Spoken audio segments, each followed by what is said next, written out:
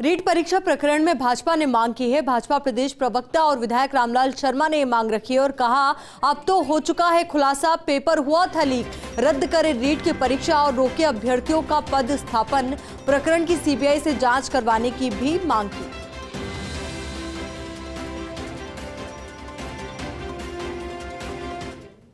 राजस्थान की सरकार ने निर्णय लिया है कि माध्यमिक शिक्षा बोर्ड के अध्यक्ष जारोली को तत्काल प्रभाव से हटाया जाएगा।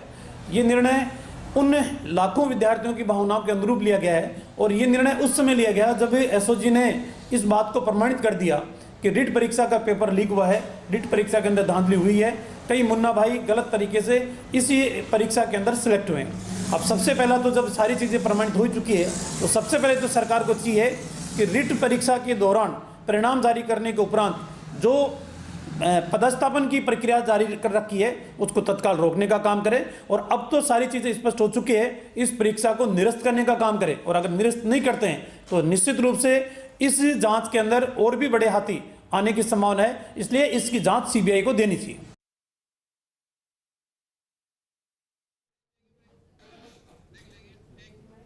यहाँ रुकेंगे। एक छोटे पक्ष गुलाबचंद कटारिया क्या कुछ कह रहे हैं, आपको सुनाते हैं। कारण से बोर्ड के अध्यक्ष कोई नहीं, मैं सोचता हूं कि इसमें और भी कई लोग होंगे, उन सब के खिलाफ कार्रवाई होना आवश्यक दिखता है। कारण ये कि प्राइवेट लोगों को वहां लगाया क्यों? बाकी सारे जगह पर आपने इन पेपरों की सुरक्षा के लिए पूरा पुलिस बल को लगा रखा था, थाने में आपके पेपर रखे हुए थे, तो यहाँ ही पुलिस को अलग रखने के पीछे क्या तर्क था, इसके बारे में आप कुछ कह सकते हो? और अब तो बिल्कुल जग जाहिर हो गया कि आपके अधिकारियों ने ही मिलकर के इस पेपर आउट को कराया, जिसमें बोर्ड का अध्यक्ष भी है, उसके द्वारा नॉमिनेटेड लोग भी हैं और सारा का सारा प्रकरण जो खुल करके साफ आया, उसने निश्चित रूप से पेपर निकला, पेपर बटा, पेपर कहाँ कहाँ गया, अब इसकी छानबीन और होनी बाकी है। तो मैं सोचता हूँ ये परीक्षा तो बिल्कुल बच्चों के जीवन के साथ खिलवाड़ कर गई और उसमें सरकार को भी अगर कुछ शर्म आती है तो बड़े से बड़े जो भी इसका डिपार्टमेंट का मंत्री है वो भी इसके साथ जाना चाहिए, उसको सजा मिले। मंत्री तो पहले ही चले गए हैं, वो भले ही उनका डिपार्टमेंट बदल दिया गया है या वो अध्यक्ष बन गए इसलिए उनको हटा दिया गया, लेकिन उनका भी इसमें लिंक निकलेगा, क्योंकि बिना उनके ये सारी व्यवस्थाएं प्राइवेट हाथों में। तो वही रीट परीक्षा मामले पर मंत्री महेश जोशी ने कहा है कि भ्रष्टाचार के खिलाफ सरकार की जीरो टॉलरेंस की नीति है।